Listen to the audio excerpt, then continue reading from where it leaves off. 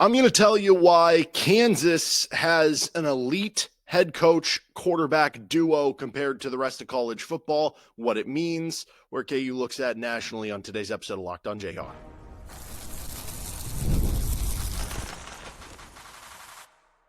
You are Locked On Jayhawks, your daily podcast on the Kansas Jayhawks.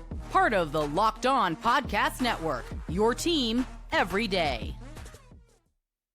What's going on? Derek Johnson here. This is Locked On Jayhawks. Thanks for making it your first listen every day at DJohnsonRadio on Twitter. We have a new Locked On Twitter account at LO_Jayhawks as well that you can follow there. And this is Locked On Jayhawks. Thanks for making it your first listen every day. Thank you to the everydayers catching each and every show. You can find us on our YouTube page where you can like and subscribe to the show. And we're free and available anywhere that you get your podcasts. On today's edition of the show, we're talking Lance Leipold and Jalon Daniels, peanut butter and jelly, why it's one of the elite head coach quarterback combos in college football. What does it mean for KU? We'll also talk a little national expectations, what some of the publications are saying about KU headed into the season. And then I want to finish up with a little, the personal, what grinds my gears type of segment with some KU ticketing stuff. Okay, let's get things started, though. Today's episode is brought to you by Monarch Money. Take control of your finances with Monarch Money. Use code LOCKEDONCollege at monarchmoney.com for 50% off your first year. So KU has, obviously, Jalon Daniels returning for another season in the fold. Obviously, Lance Leipold back as the head coach at Kansas. And when you think about the most important positions for a football team, it's probably head coach and quarterback. Like, if you have a good head coach, you have a good quarterback, you're going to be in a lot of games. You're going to win a lot of games. It doesn't guarantee you're going to win every game. Like, Kansas went 5-7 last year with the same combination. I remember there were some seasons where Drew Brees with Sean Payton, which is a good quarterback coach, combo, went maybe like 7-9 or something like that, right? Like, it's not a guarantee, but it puts you in the running. And when you get the other things clicking, it elevates you to another level. Very important to be good at both of those positions. So back in the spring, Stuart Mandel and Bruce Feldman, both of The Athletic, they released their college football head coach top 25. And then recently, The Athletic released their ranking of all quarterbacks, starting quarterbacks in college football this season. So we have these lists, same publication. Obviously, there's more places you can find stuff like this, like CBS and so on and so forth.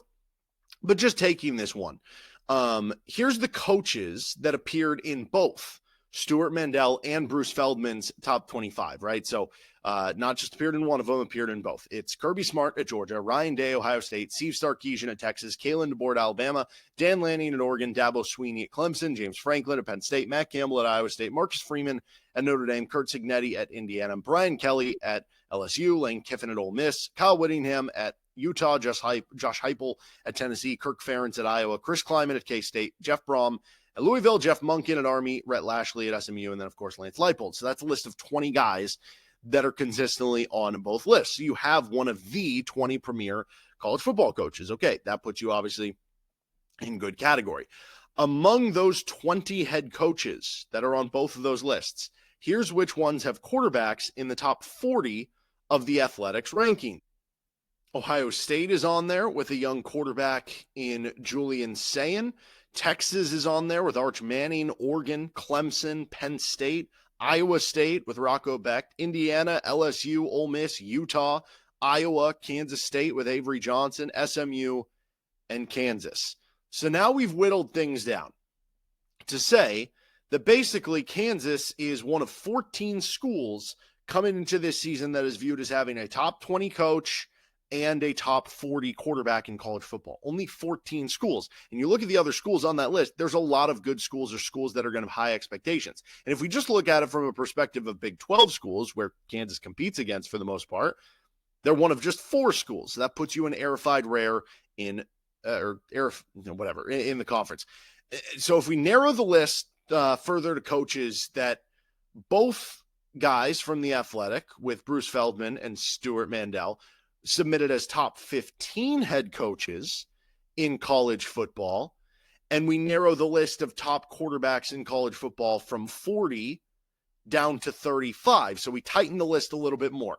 Do both guys have you as a top 15 college football coach? are you a top 35 quarterback coming into the year in college football? And again, like these lists will change based on performance of the season. There's always going to be a level of projection. How much did a player improve? How much did a player regress? Are they in as good of a situation? Like how are young players or how are transfers going to a new setting? It's an impossible list to truly know. Like, coming into the year, is Jalen Daniels top 35 quarterback? Is he a top 10 quarterback? Is he a top 50 quarterback? How the season goes will better determine that. But based on those, I guess, prognostications, those early season evaluations, those early season rankings, based on those lists, top 15 coach in college football from Feldman and Mandel, top 35 quarterback on The Athletic, that list of schools drops down to Ohio State, Texas, Oregon, Clemson, Penn State, Iowa State, LSU, Utah, and Kansas, which you're now one of 3 Big 12 schools as part of that list. You're now one of 9 schools nationally. So, I mean, that's again, in a very good spot, which it doesn't guarantee everything. There are going to be teams who maybe don't have a top 40 quarterback, but still have really good seasons because they're really good at other stuff. There's going to be certain coaches that, maybe are ranked 30th, but they wind up after the season being viewed as a top 15 head coach. Some of that stuff is going to change, but it puts you in a very comfortable position coming into the season. And this is what I think is really interesting. You go look at those schools on the list, right? Like if we're talking about, okay, what does this exactly mean? How valuable is it to have a head coach and a quarterback combo that can be, one of the best in the country, one of the best in the conference? Again, it obviously wasn't worth a bowl game for Kansas last year. And part of that was Jalen Daniels. I think the first 5 games of the season, and some of this was out of his control. I think some of this was the offense that Jeff Grimes was producing. I think some of this was the rust that he showed at the beginning of the year. But the first 5 games of the season, Jalen Daniels was not a top 35 quarterback in the country if you look at statistics or quarterback rating or touchdown to interception ratio, whatever.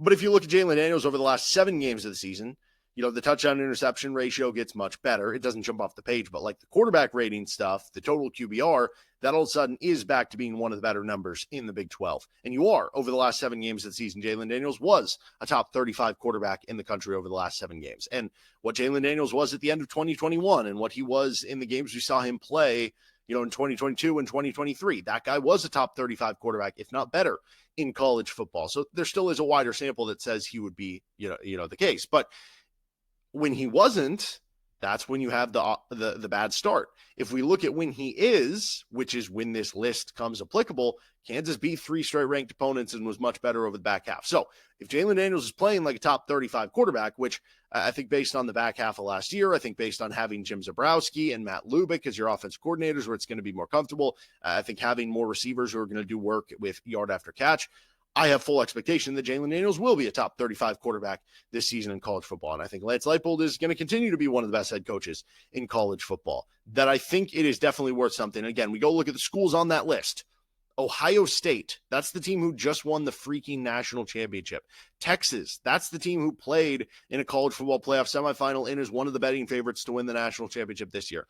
Oregon was the number 1 overall seed headed into the playoff last season and is, again, a preseason top 10 team. All of those are Ohio State, Texas, Oregon. Clemson's a preseason top 10 team. Some people have them as a kind of dark horse national title pick. That's what Phil Steele said. If you're an everydayer and subscribe to what he's, selling there. Penn State, a team who, some are, again, picking to be one of the national champions this year, one of the heavy favorites. They're top 5 in odds to win the title this year.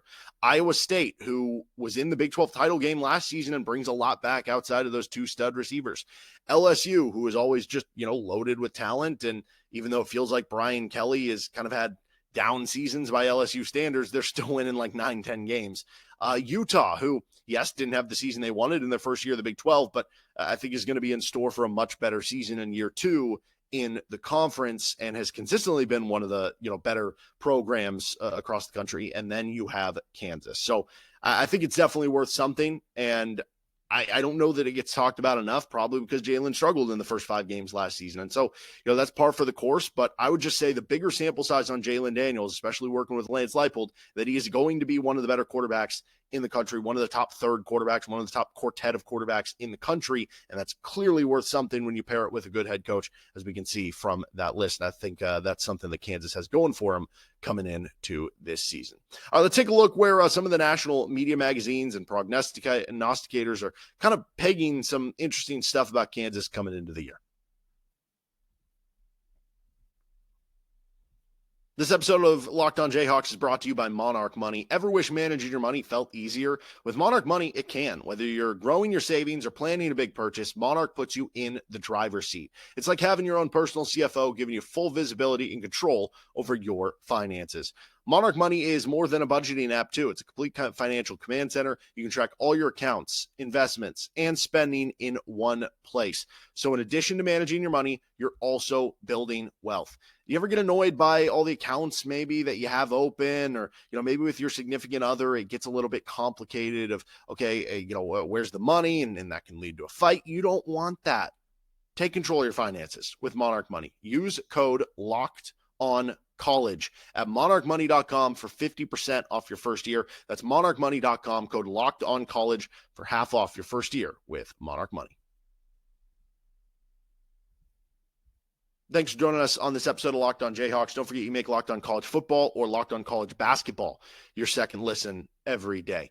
Okay, so looking at some position rankings. Phil Steele, who we had on the show, also Pick Six Previews, who I think does a really good job. That's a really good preseason magazine if you haven't. He just focuses on the power schools. He's not that high on Kansas, though. I think there are some things that go into that, the reason why. But anyway, looking at those to give us an idea how are, national media viewing this Kansas team. And I wanted to look at conference position ranks. There's obviously 16 teams in the Big 12. At quarterback, Phil Steele gives Kansas the 8th, and Pick Six Previews, he gives them the 7th. This goes back in line where, for a lot of people, Jalon is probably kind of an enigma. Where do we rank him? I think you could probably see, like, Phil Steele, Pick Six Previews. I'm sure they said, okay, if we're getting the good Jalon, he is going to be top 4 in the conference, but we don't know, with some of the stuff that's kind of gone the other way. So because of that, we are going to, split the difference. Running back, Phil Steele has it 7th. Pick Six Previews has it 12th. I think that'll end up being better than 12th when you look at high Sean Williams. Receiver, Phil Steele has it 12th. Pick Six Previews has it 16th. Not drinking the Kool-Aid there. I definitely don't think they're going to have the worst receiving core in the conference. Offensive line, Phil Steele has 4th. That's kind of a trust thing with where they've been, what they've done.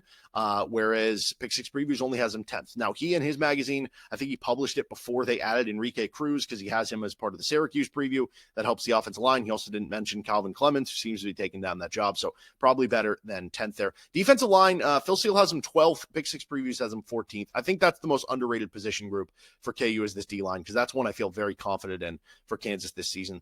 Linebacker, Phil Steele has him 13th. Pick Six Previews has him 10th. So Pick Six is kind of buying the, additions they made. Phil Steele is kind of more a trepidatious approach. And then this is something else I've been thinking about. So Phil Steele and Pick Six Previews have the DB room for KU ranked 15th and 16th, respectively, in the Big 12. I do think there's more talent there than you would indicate. I understand why you get there with the loss. I'm not saying they should be picked top 5 because of losing all the key players that they did. I do think, like I said, there's more talent there than you would expect. Here's something I was thinking about, though. When you look at some of the team passing defense stats for KU the past couple of years, even with having Kobe Bryant and Melo Dotson, KU hasn't been one of the best pass defenses in the conference or in the country. Like, they've still given up a good amount of yards per attempt, and they've been fine at it. They just haven't been elite at it, as you would expect with some of the talent they've had. And that's where I think the scheme comes into play. And that's where I think DK McDonald comes into play, where KU could theoretically have a little less talent in the DB room this year, but be more productive if they have more of that like Iowa State type of scheme, which has been so successful as a pass defense. So I do think that one will be interesting by the end of the day. I also wanted to mention ESPN FPI, which gives percentages, chances, whatever you want to call it, for KU this upcoming season. And ESPN FPI is actually really high on Kansas. It has Kansas tied 3rd in the Big 12 for projected win total.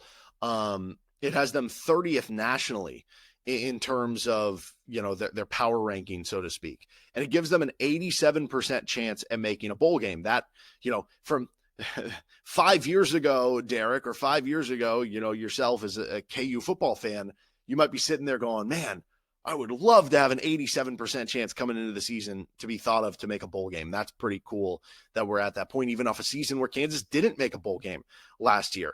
Here's the fun ones, though. 11% chance for KU at winning the Big 12.